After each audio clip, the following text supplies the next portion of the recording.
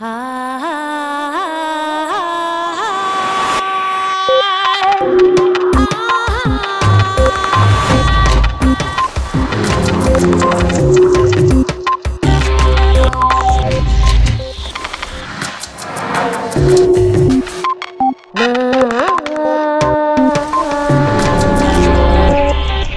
unidades de información son lo que crea la realidad, no las unidades de materia ni de energía. Vlatko Vedral. La escala más pequeña del universo, la que se rige por las leyes de la física cuántica, parece un desafío al sentido común. Los objetos subatómicos pueden estar en más de un sitio a la vez. Dos partículas en extremos opuestos de una galaxia pueden compartir información instantáneamente, y el mero hecho de observar un fenómeno cuántico puede modificarlo radicalmente. Pero lo más extraño de todo, según le explica el físico de la Universidad de Oxford, Vlatko Vedral, a Eduard Punset en este capítulo de Redes, es que el universo mismo no estaría compuesto de materia ni de energía, sino de información.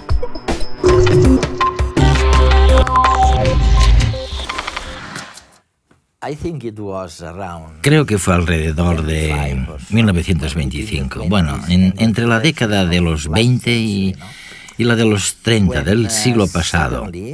Cuando de repente, estábamos tranquilos y los físicos cuánticos nos advirtieron de que un mismo objeto, una molécula, un átomo, podía estar en dos lugares distintos a la vez. Pero lo peor de todo, incluso para Einstein, fue escuchar que dos partículas en hemisferios diferentes de la Tierra podían influirse entre ellas. Podían estar entrelazadas. Creo que lo llamáis así. Y desde entonces, yo mismo jamás me he atrevido a creer nada con certeza absoluta. Se lo digo a mis amigos cuando me preguntan si soy liberal o socialdemócrata. Les digo, habrá que esperar a la muerte. Solamente entonces lo sabréis. Entre tanto, estamos en la incertidumbre. ¿Cómo definirías? ¿A qué os referís con la física cuántica? Creo que tienes toda la razón. Las décadas de 1920 y 1930 conllevaron un cambio enorme en nuestra manera de percibir y entender el mundo. En el campo de la física, lo que cambió fue que se pasó de la física clásica, que se basaba en las leyes de Newton, a la nueva física cuántica, donde las cosas son exactamente como has descrito, muy raras, muy contraintuitivas. Hasta entonces, entendíamos realmente bien el funcionamiento de los objetos. Si teníamos uno aquí, que viajaba a cierta velocidad, podíamos saber exactamente cuándo llegaría a otro lugar, etc. Pero la física cuántica trajo consigo lo que has mencionado, que denominamos principio de superposición, según el cual cualquier objeto, al parecer, tiene la capacidad de estar en muchas posiciones distintas a la vez. Podemos tener un átomo situado aquí y allí simultáneamente. Es increíble. Y es verdaderamente increíble, muy extraño. Es interesante, porque Einstein más tarde llegó a aborrecer esta propiedad e incluso murió sin creer que pudiera ser cierta. Sí, creo que, ¿cómo la llamaba? ¿Telepatía? Telepatía cuántica. Eso es. La frase que usaba siempre era acción fantasmal a distancia. Porque se puede realizar un experimento aquí que de repente afecte a un objeto muy, muy lejano, lo cual, por supuesto, no es posible según la física newtoniana clásica. Exacto, y lo llamáis, corrígeme si me equivoco, lo llamáis entrelazamiento. Sí, correcto, entrelazamiento. El mundo microscópico revelado por la física cuántica es un ambiente extraño, donde reinan el azar y la incertidumbre, y muchas posibilidades coexisten a la vez.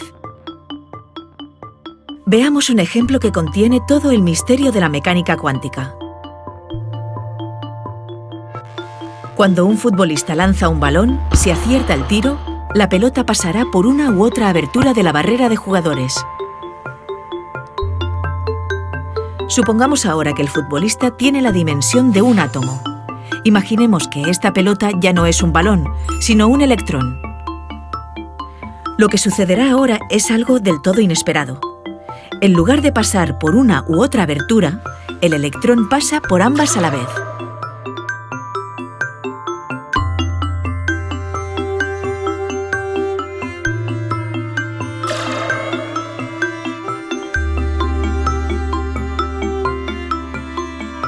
Como el resultado desafía el sentido común, se puede poner un detector cerca de las aberturas para intentar aclarar el misterio.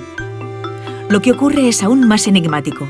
Al intentar observar directamente el paso de los electrones por las dos rendijas, el fenómeno desaparece misteriosamente y estas partículas se comportan como las pelotas de fútbol.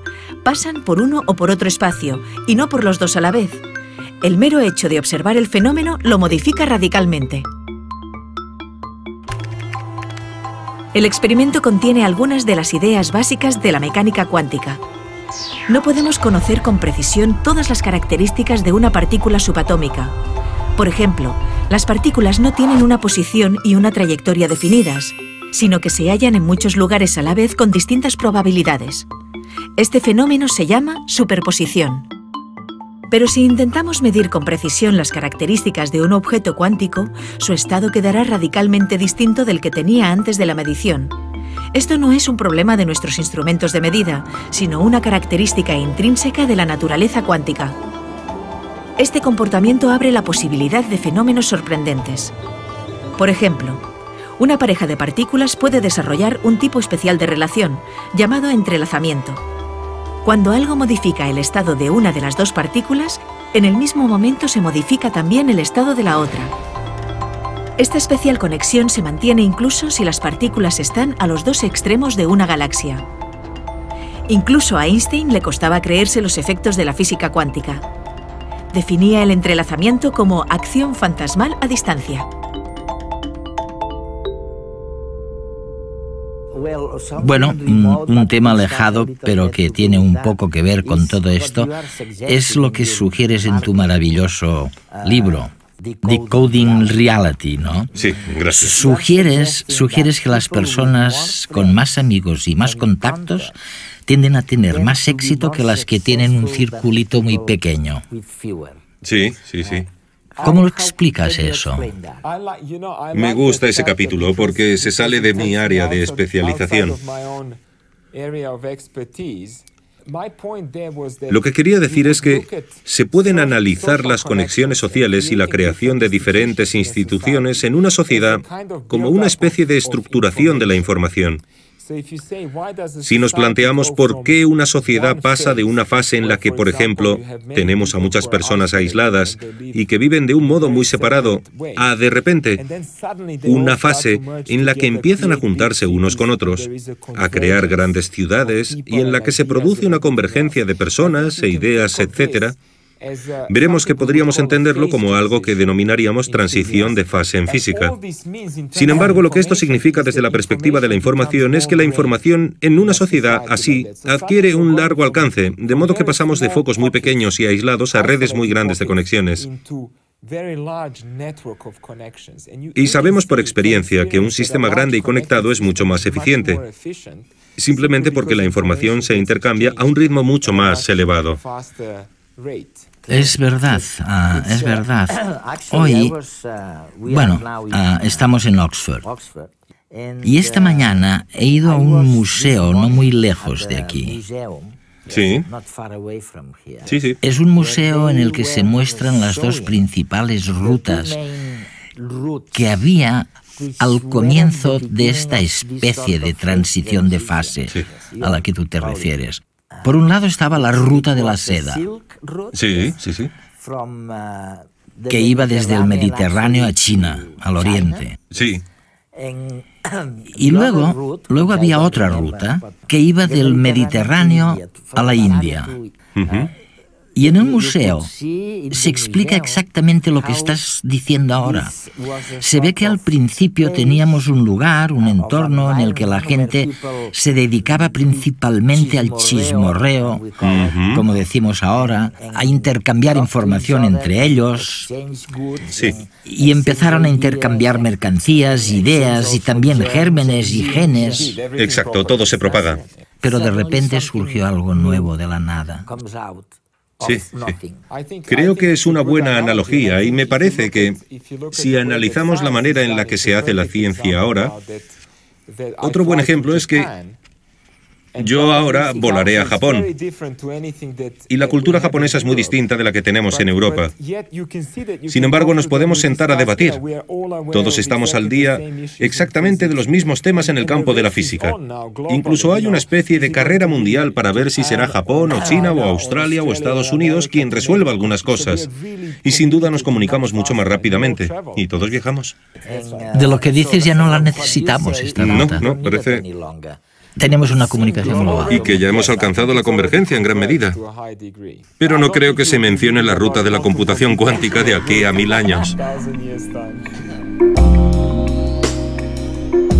La información siempre ha sido fundamental no solo para el funcionamiento de la sociedad, sino para todos los aspectos de la vida. Pero, ¿qué es la información? Los hechos más sencillos suelen ser binarios. Un interruptor está encendido o apagado. ¿Una mujer está embarazada o no lo está? ¿Una rueda está pinchada o no? ¿Una modificación genética ocurre o no ocurre? Los hechos que se pueden describir de esta manera contienen un bit de información, es decir, una unidad que puede ser 1 o 0, sí o no. Cuanto más complejo es un hecho, más bits se necesitan para describirlo.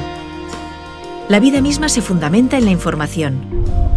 El código genético, el ADN presente en cada célula del cuerpo, no es nada más que una secuencia de instrucciones básicas para el funcionamiento del organismo, pura información. Hoy la física cuántica está revelando que las unidades fundamentales de la realidad están hechas de información. Según la cuántica, una partícula no tiene una posición o una energía concreta, hasta el momento en que un observador la mide y entonces recibe la información de que la partícula está en un estado determinado. Según algunos científicos como Vlatko Vedral, la materia y la energía no tienen una existencia independiente y anterior a la observación.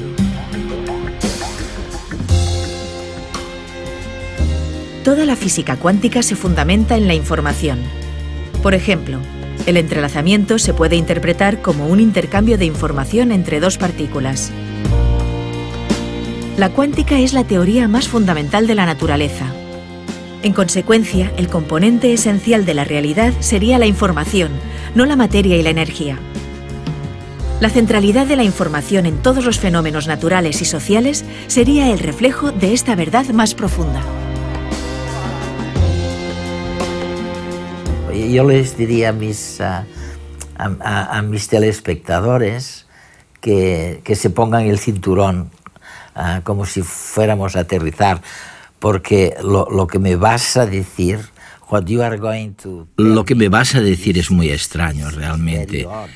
Y es que, sabes, tú dices que esta información es más importante que la materia o que la energía. Sí, es una idea muy extraña que está surgiendo en mi campo de investigación. Cuando analizamos las unidades fundamentales de la realidad, las que lo componen todo a nuestro alrededor, creo que ya no debemos pensar en estas unidades como fragmentos de energía. ¿De energía? O materia, sino que deberíamos pensar en ellas como unidades de información. Me parece que la mecánica cuántica nuevamente supone la clave para entender este fenómeno, porque la mecánica cuántica tiene otra propiedad, que supongo que a personas como Einstein no les gustaba, que es la siguiente. En la mecánica cuántica no se puede decir que algo exista o no, a no ser que se haya realizado una medición, así que es impreciso decir, tenemos un átomo situado aquí, a no ser que hayamos interactuado con ese átomo y recibido información que corrobore su existencia ahí. Por ende, es incorrecto lógica y físicamente, o mejor dicho, experimentalmente, hablar de fragmentos de energía o materia que existan con independencia de nuestra capacidad de confirmarlo experimentalmente. Puesto que, de algún modo, nuestra interacción con el mundo es fundamental para que surja el propio mundo, y no se puede hablar de él independientemente de eso. Por esta razón, mi hipótesis es que, en realidad, las unidades de información son lo que crea la realidad, no las unidades de materia ni energía. Por tanto, es mediante estas unidades de información, la información que la gente consigue, ver un tren o la calle. Sí. Los teléfonos, los cables, todo eso es la realidad, ¿no? Sí. Exacto. Mira, te daré un ejemplo. Si no estuvieras aquí observándome, la física cuántica sugeriría que yo también podría estar en muchas otras ubicaciones a la vez. Sin embargo, tengo muchos átomos dentro y cada uno de estos átomos emite luz. Y cada vez que una partícula de luz o fotón llega a tus ojos, ves exactamente la información sobre de dónde procede esa luz. Y como emito muchas partículas de luz por segundo, sigues recibiendo la misma información de que estoy sentado aquí hablando contigo. Pero si pudieras aislarme de algún modo y asegurarte de que no emitiera ninguna información, entonces probablemente podría estar en varios sitios simultáneamente. Es muy extraño.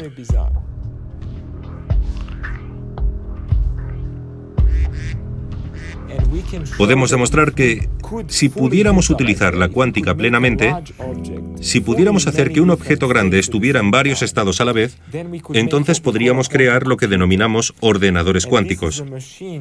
Y sabemos, por lo menos teóricamente, que un ordenador cuántico sería mucho más eficiente que cualquier ordenador actual. Así que resulta casi milagroso.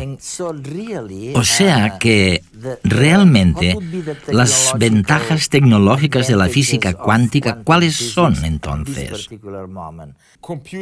Una ventaja sería lograr operaciones computacionales rapidísimas, pero por supuesto, ahora mismo no podemos mantener un número suficientemente grande de átomos, por así decirlo, de bits cuánticos, en este estado de superposición que les permite estar en muchos estados distintos a la vez.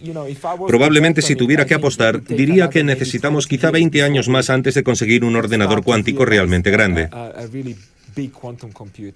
Sin embargo, lo que ya tenemos, y es otro aspecto fascinante, es lo que denominamos criptografía cuántica. Es verdad. Cabe recordar que la criptografía es la ciencia para lograr una comunicación secreta entre las partes que nadie más puede interceptar. Ya. Y no es difícil imaginar por qué despierta el interés de todo tipo de organismos en el mundo. Todo tipo de organismos de seguridad. Y los que lo necesitan, ahora estoy pensando en la Policía Internacional. Sí, en la Interpol. Y ya pueden usar la criptografía de esta manera, ¿no? Sí, ya se usa. Por ejemplo, una de las aplicaciones destacadas se produjo en las elecciones nacionales de Suiza, cuando tenían que comunicar de un modo muy seguro el resultado final de quién había ganado las elecciones. El físico y premio Nobel Richard Feynman dijo que es imposible hacerse una imagen intuitiva de los fenómenos cuánticos. Sin embargo, estos son tan reales que sin ellos no podríamos fabricar transistores, sistemas de resonancia magnética o láseres. Gracias a la teoría cuántica de la información, se abren nuevas perspectivas tecnológicas, como la posibilidad de enviar mensajes secretos de tal manera que sea físicamente imposible que un tercero los intercepte y descifre. Otra aplicación de la información cuántica es la fabricación de ordenadores de una potencia sin precedentes. En los ordenadores tradicionales, la información se comunica por bits, unidades de información que solo pueden tener uno de dos valores posibles, 0 o 1. Sin embargo, un qubit, el bit de los ordenadores cuánticos, puede tener una superposición de los dos valores posibles, ser un 0 y un 1 simultáneamente. Un conjunto de 2 bits de un ordenador tradicional puede estar en uno de 4 estados distintos, 00, 11, 01 y 10. 3 bits pueden estar en 8 estados distintos, 4 en 16, etc. Con tan solo 64 bits, el número de estados posibles es de trillones. Mientras un ordenador tradicional registra estos estados uno a uno, un ordenador cuántico podría procesarlos todos simultáneamente. Esto permitiría llevar a cabo a velocidad récord tareas complicadas como encontrar los factores de un número grande, buscar en listas larguísimas o simular con mucho detalle sistemas complejos como el clima.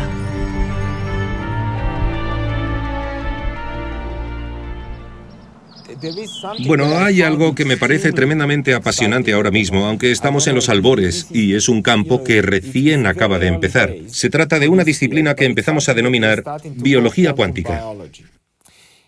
Lo interesante es que, al parecer, ciertos procesos en la naturaleza ya están utilizando plenamente la computación cuántica con ventajas concretas.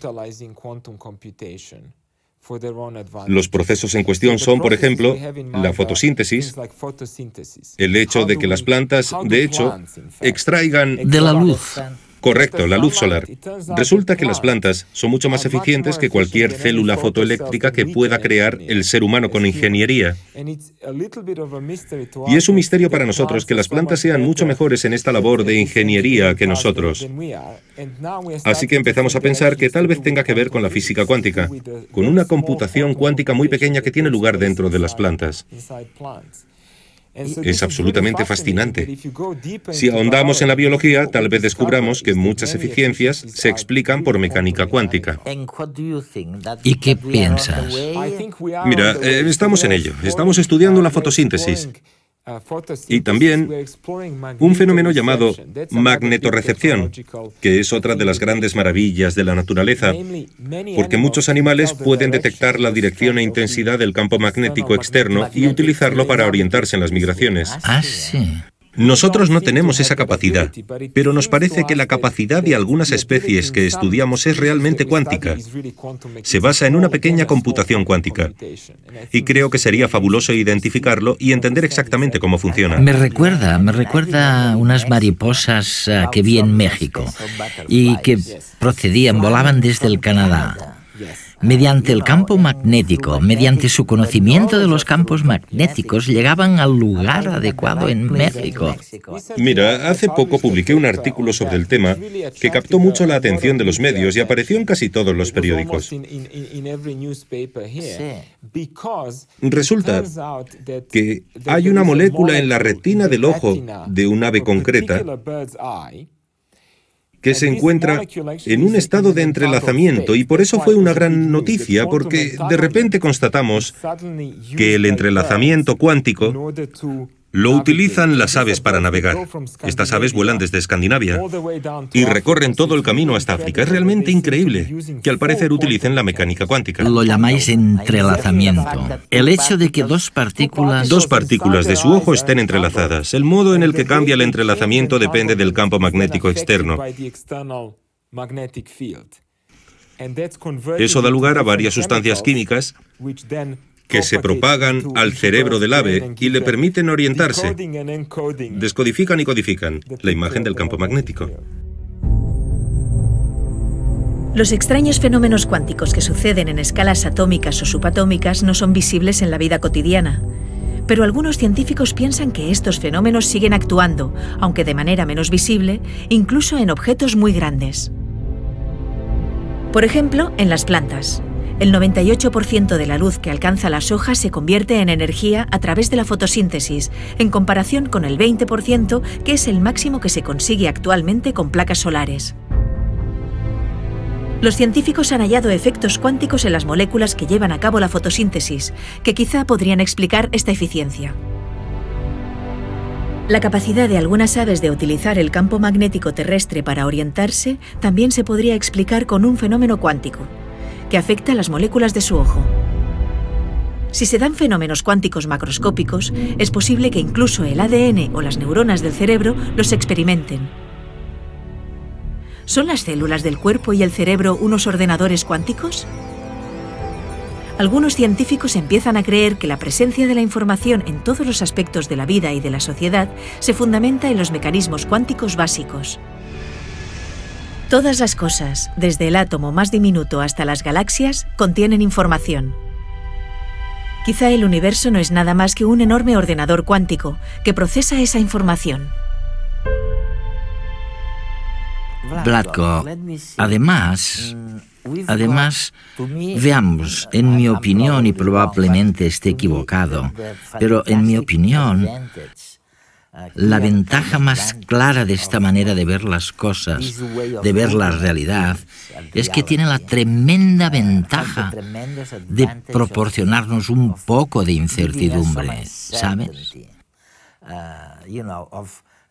Ya no es posible el dogmatismo de antaño, después de la física cuántica. Debemos apreciar la incertidumbre. De hecho, os encanta la incertidumbre porque el mundo, es verdad, es muy incierto. Sí. Me refiero a que si una partícula puede estar en dos lugares distintos a la vez, o dos partículas pueden influirse mutuamente pese a estar en hemisferios distintos, pues creo que está bien. No sé para qué sirve exactamente, pero lo considero una ventaja. Mira, es un tema interesante y un misterio para nosotros en la ciencia, porque una vez realizado este avance importantísimo en nuestra comprensión de la realidad, que, por supuesto, nos resulta muy satisfactorio, como bien dices, Eduard, parece que nos hemos librado del determinismo. Exacto. Y de repente resulta que el meollo de todo es la incertidumbre y la aleatoriedad. Se trata de algo que tampoco le gustaba a Einstein, por cierto. Siempre decía, Dios no juega a los dados. Es verdad. No podía creer que Dios jugara juegos de azar con el universo. A los dados, ¿no? No obstante, para nosotros resulta muy liberador saber que nuestro futuro está abierto y que en realidad no está predeterminado. Creo que es un gran cambio. Es el gran cambio.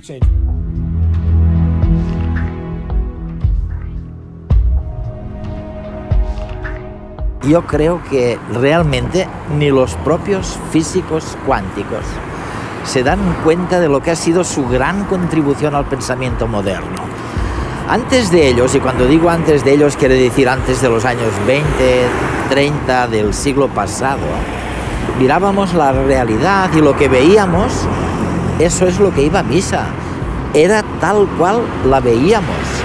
Pero los físicos cuánticos vienen y nos dicen de pronto, oiga, mucho cuidado porque una partícula puede estar en dos sitios distintos al mismo tiempo y puede ir en direcciones contrarias y puede estar en distintos lados del hemisferio de la Tierra y verse, sin embargo, afectada una por otra. Desde entonces, realmente, solo hay incertidumbre. Lo que sabemos de la realidad es que es incierta.